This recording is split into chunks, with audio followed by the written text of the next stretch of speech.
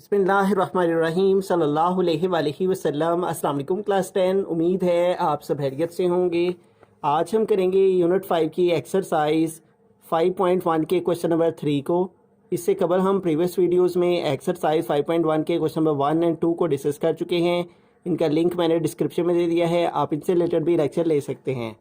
Exercise 5.1 के question number 3 की जानिब चलते हैं। क्वेश्चन नंबर 3 है x is equal to empty set, y is equal to integers positive और t is equal to odd positive numbers, then find x union y। ये यहाँ पे सिंबल्स की फॉर्म में लिखा हुआ है, तो इनको हम सेट्स की फॉर्म में लिख लेंगे। x की वैल्यू है एम्प्टी सेट, तो x इज़ इक्वल टू इस तरह से आ जाएगा एम्प्टी सेट। उसके बाद y है, y is equal to z positive.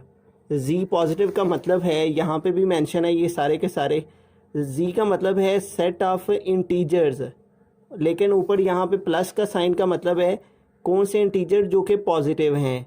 तो ये पॉजिटिव वाले इंटीजर्स यहाँ पे आ जाएंगे, यानी 0 से 0 1 2 3 ये हमारे पास पॉजिटिव इंटीजर्स आ गए। जबकि t की वैल्यू है odd positive numbers, t is equal to odd numbers कौन से होते हैं, set of all odd numbers 1 3 5 इस तरह से, और ये भी पॉजिटिव है तो 1 3 5 पॉजिटिव नंबर्स आ जाएंगे इसके सेट में, 1 3 5 और इस तरह सो ऑन। तो यूँ हमने इनको सिंबल की फॉर्म से सेट की फॉर्म में लिख लिया। अब अगला काम क्या है, x यूनियन y फाइंड करना। यहाँ पे आएगा x union y is equal to, पहले x है तो x की वैल्यू को लिखेंगे, x की वैल्यू एम्प्टी सेट, यहाँ पे एम्प्टी सेट आ गया। उसके बाद यूनियन है, यूनियन का u यूज़ करेंगे। उसके बाद है y, तो यहाँ y की वैल्यू लिखेंगे, और y की वैल्यू क्या है 0 1 2 3 सो ऑन।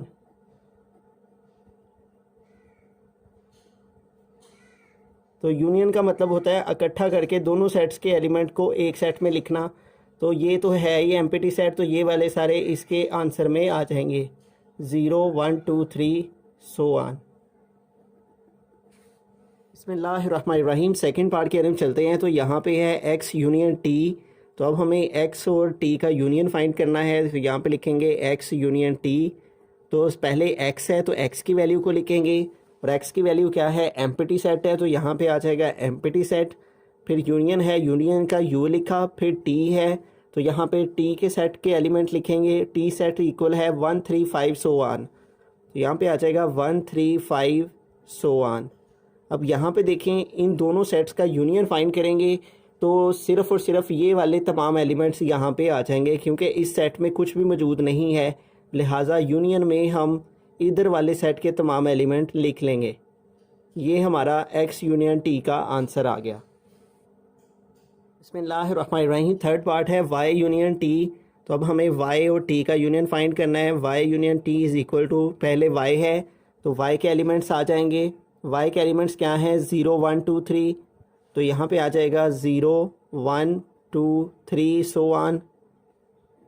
उसके बाद है यूनियन, तो यूनियन का u आ गया, और उसके बाद t है तो यहाँ t के एलिमेंट लिखेंगे। t के एलिमेंट क्या हैं 1 3 5 सो ऑन, 1 3 5 सो ऑन। अब यूनियन में हमने इकट्ठा करना है दोनों सेट्स के एलिमेंट्स को, तो यहाँ पे देखें 0 1 2 3 है तो आ जाएगा 0 1 2 3। अब यहाँ पे देखें 1 भी आ गया हुआ है, 3 भी आ गया हुआ है, यहाँ पे आगे इसको सो ऑन करेंगे तो 4 5, ये 5 भी इसमें आ जाएगा। तो दोनों सेट्स के एलिमेंट को इकट्ठा करेंगे तो यही सीक्वेंस बन जाएगी 0 1 2 3 सो ऑन। बिस्मिल्लाहिर्रहमानिर्रहीम। फोर्थ पार्ट है x इंटरसेक्शन y, तो अब हमें x इंटरसेक्शन y फाइंड करना है। स्टार्ट में x है तो x की वैल्यू को लिखेंगे, x की वैल्यू हमारे पास है एम्प्टी सेट, तो यहाँ पे आएगा एम्प्टी सेट। उसके बाद इंटरसेक्शन है तो इंटरसेक्शन का सिंबल यूज़ करेंगे। देन y है तो यहाँ y के एलिमेंट लिखेंगे, और y का एलिमेंट क्या है 1 3 5 सो ऑन।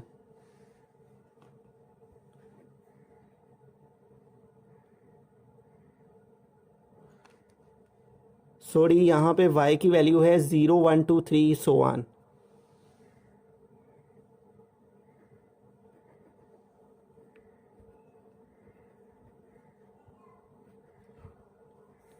तो इंटरसेक्शन का मतलब ये होता है कि हमने जो दोनों सेट्स में कॉमन एलिमेंट्स हैं उनको लिखना।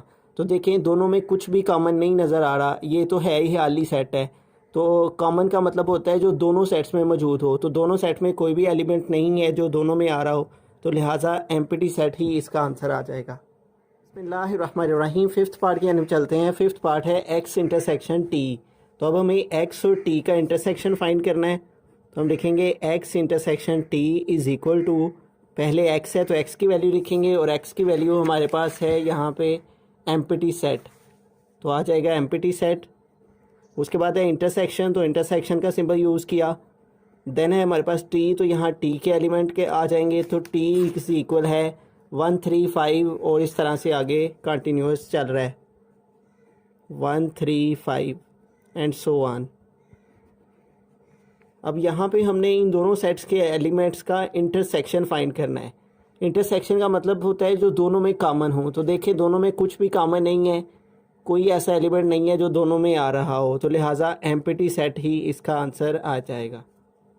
बिस्मिल्लाहिर्रहमानिर्रहीम। सिक्स पार्ट के अंदर चलते हैं। तो सिक्स पार्ट है हमारे पास वाई इंटरसेक्शन टी। तो वाई और टी का इंटरसेक्शन फाइंड कर लेंगे। स्टार्ट में वाई है तो यहाँ वाई के एलिमेंट लिखेंगे। तो y की वैल्यू हमारे पास है 0 1 2 3 सो ऑन, 0 1 2 3 सो ऑन। जबकि इंटरसेक्शन है तो इंटरसेक्शन का सिंबल यूज़ किया। फिर t है तो यहाँ t की वैल्यू को लिखेंगे और t की वैल्यू क्या है, is equal to odd numbers हैं। तो ऑड नंबर्स हैं हमारे पास 1 3 5 7, 1 3 5 7 9 और ये वाले इस तरह से ऑड नंबर्स चलते चले जा रहे हैं। अब इंटरसेक्शन का मतलब है वो एलिमेंट लिखना जो दोनों में मौजूद हों। तो देखें 0 इधर है इधर नहीं है, तो 0 कॉमन नहीं है। 1 इधर भी मौजूद है, 1 इधर भी मौजूद है, तो 1 आ जाएगा कॉमन में। उसके बाद 3 इधर मौजूद है, 3 इधर भी मौजूद है, तो 3 आ जाएगा। उसके बाद देखें इस सेट में 5 है और इस सेट में भी आगे हम चलेंगे तो ये सीक्वेंस में ही चल रहे हैं, 4 5 6 7 नंबर आ रहे हैं यहाँ पे। तो 5 इधर भी है इधर भी है, तो 5 आ जाएगा। उसके बाद देखें 7 है इस सेट में, तो इस सेट में भी जब हम चलेंगे सीक्वेंस में 4 5 6 7 8 9 ये वाले नंबर्स यहाँ पे आ रहे हैं, तो 7 भी इधर आ जाएगा कॉमन में।